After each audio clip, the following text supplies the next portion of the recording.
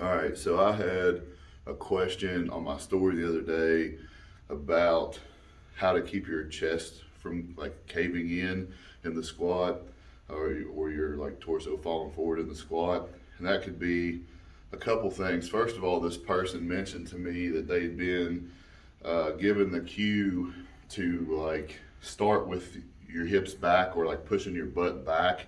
I don't like that cue, especially for raw lifters.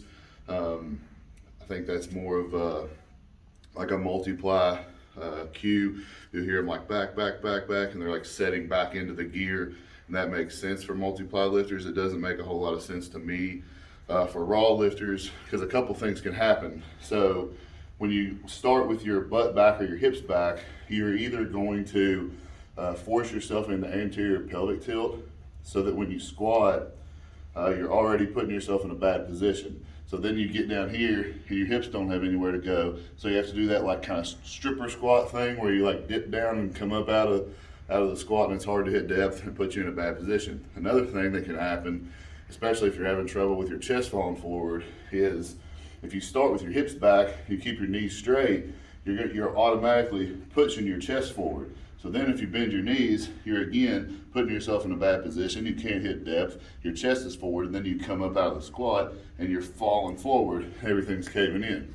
So to fix that, the way I cue my squat in my head, I like for my knees and my hips to start at the same time. Actually, when I'm cueing it in my head, I start with my knees because my hips automatically follow my knees. My hips follow my knees. So I'll start with my knees, and then my hips automatically start to set back.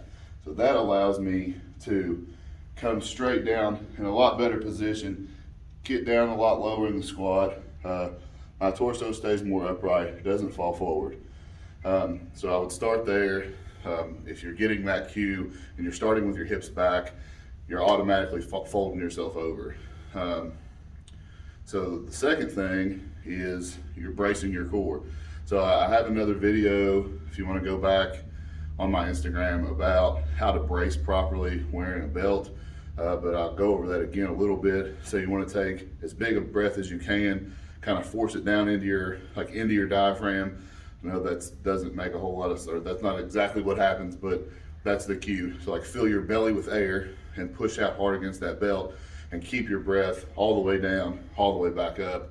When you get to the top of the squat, let it out. Because if your core's not braced properly, you could fold over in your core.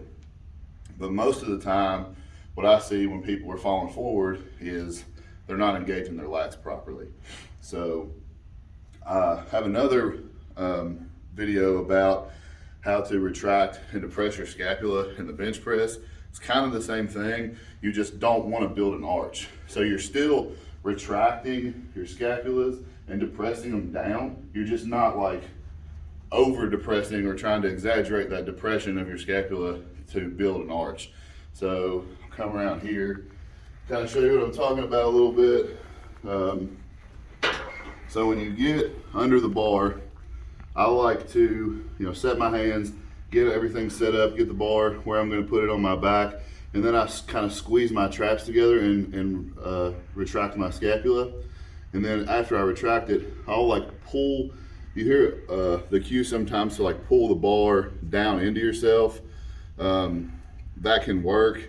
You can also pull it down too far and like torque your elbows and torque your shoulders and cause you to have like some tendonitis over time. So I like to find kind of a happy medium where I'm not just pulling that bar super tight into myself. I like to actually use my lats and learn how to use and engage my lats properly. There's a whole bunch of stuff you can do that I can make a video later if anybody's interested on like band work to like get the mind muscle connection with your lats to actually do it the right way. But for now, I'll just get under the bar. I set the bar where I'm going to put it, and then I squeeze everything tight. Everything's already tight. I can't even really show you because it's already tight. Everything's retracted and depressed, and then all the way through the squat, I keep my lats as tight as possible. Brace as hard as I can, keep my lats as tight as possible. Start with my knees and my hips are going to follow. I'm down, I'm down, I'm down, I'm down, I'm down, and I'm up. And everything stays tight as possible. If your lats are loose, then you can come down, and then you kind of like, you'll get this kind of thing where your core's not braced properly, your lats aren't engaged the right way, and you get that chest cave. So again, don't start with your hips back. No anterior pelvic tilt, no stripper squats.